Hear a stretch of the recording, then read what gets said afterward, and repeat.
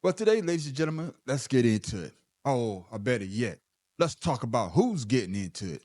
Yes, I'm talking about LeBron James and Stephen A. Smith. I don't want you whipping my ass or anything like that. In the stadium? In the stadium. Ain't nothing worse than getting your ass beat in front of 20,000 people. Yes, after that incident happened, after the Knicks played the Lakers, Stephen A. Smith went on his show First Take, and he said this about the confrontation between him and LeBron James. That was LeBron James coming up to me, unexpectedly, I might add, to confront me about making sure that I mind what I say about his son. Can't repeat the words because they ain't suited for FCC airwaves. That's what he was doing. I thought long and hard about this over the last few hours because I had no intentions, Molly, of talking about this at all. Yeah. And the reason why is because it was a one-on-one, I wouldn't say a conversation, but it was a one-on-one confrontation. But then I wake up and everybody from ESPN and my agent and everybody else were sending me that this thing had gone viral. And so ultimately it was unavoidable, and that is why I have to discuss it now. That wasn't a basketball player confronting me. That was a parent. That was a father. And I can't sit here and be angry or feel slighted by LeBron James in any way in that regard.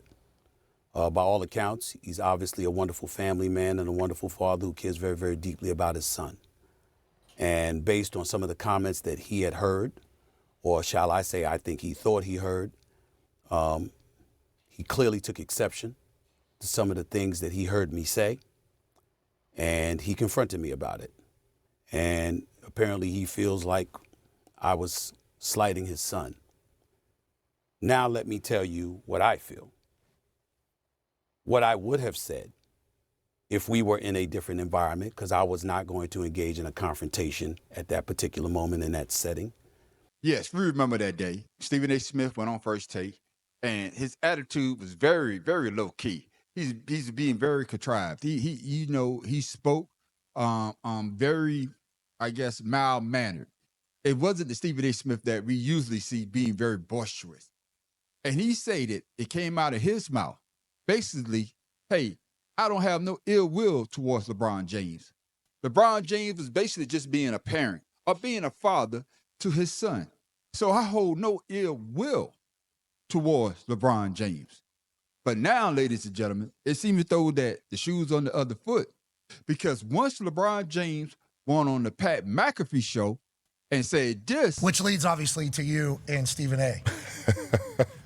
Hey, legit, that feels like a moment that had been brewing for a long time. He's like on a Taylor Swift tour run right now. Oh yeah, yeah, we're watching it. Yep. We're all seeing it. Oh yeah, you're seeing it as well. He literally, it started off with, I didn't want to address it. Yeah, sure. I didn't want to address it. I wasn't going to address it, but since the video came out, I feel the need to address it. Yeah, well, viral. You would be not to talk about it. Are you kidding me? If there's one person that couldn't wait to the video to drop so you could address it, it's your ass. Like seriously, it's, and like another, he completely like missed the whole point. The whole point. Never would I ever not allow people to talk about the sport, criticize players about what they do on the court. That is your job, to criticize or to, be in a position where, okay, if a guy's not performing, that is all part of the game. That's all part of the game. But when you take it and you get personal with it, it's my job to not only protect my damn household, but protect the players. And I think a lot of the media, including him, and I know he's gonna be happy as hell. He's gonna be smiling from ear to ear when he hears me talking about it again.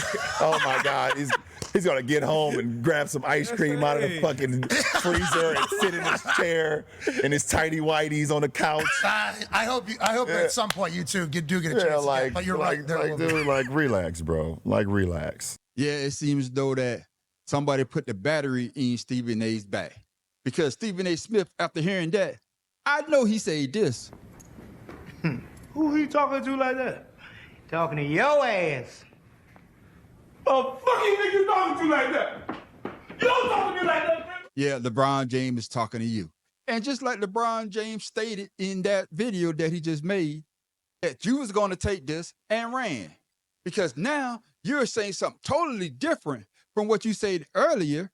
You want this to be a reincarnation of Chris Rock and Will Smith? And let me state for the record that while we bring up that, let me assure you it wouldn't have gone down like that.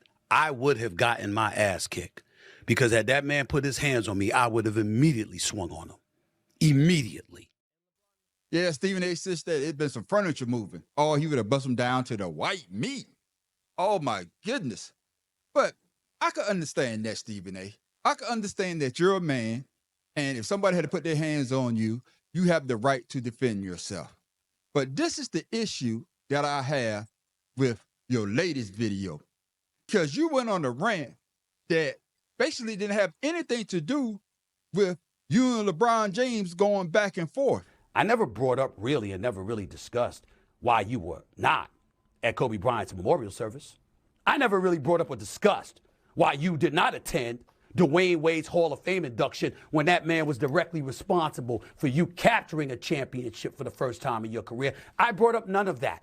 I didn't bring up the fact that even though when people had asked, you had alluded to what had happened tragically to your son, and thank God he's okay with his heart condition. I didn't bring up the fact that even though you couldn't go to the Hall of Fame induction of Dwayne Wade weeks earlier, you were out of the country on business. I didn't bring that up. That's your personal business, okay? Now, after hearing that, a lot of people are saying to themselves, what does LeBron James not going to Kobe Bryant memorial service or attended Dwayne Wade's retirement or enshrinement into the Hall of Fame, or even you not talking about his son heart condition has to do with you and LeBron's beef? That it doesn't make sense. That's why people are basically saying you're basically using this as clout when you don't need to. It's just odd. All you have to do is just let it die out. You say what you say, LeBron said what he said, you came back and you say what you said again. But this last rant is what I think a lot of people have issue with, because none of that has to do with what started the beef in the first place. And that is you stepping out of line and saying to LeBron James, I am pleading with LeBron James as a father. Stop this. Stop this. We all know that Bronny James is in the NBA because of his dad. yes, that's where the beef started from. By you going on your show and saying to LeBron James, stop this. Bronny James does not deserve to be in the NBA. He's only in the NBA because of LeBron James. And that's where he should have basically stayed at. Not just Kobe, Dwayne Wade, LeBron's son heart condition. LeBron James confronted you because you stepped out of line. You went overboard.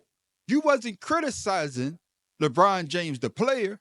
You was criticizing LeBron James, the father and the man. And LeBron James had an issue with that. But, ladies and gentlemen, what I want y'all to do down in the comments below is let me know, will they be able to work this out? Will they come together as man to man and basically bury the hatchet? Or will this last for a long time? The man on the street wants to know.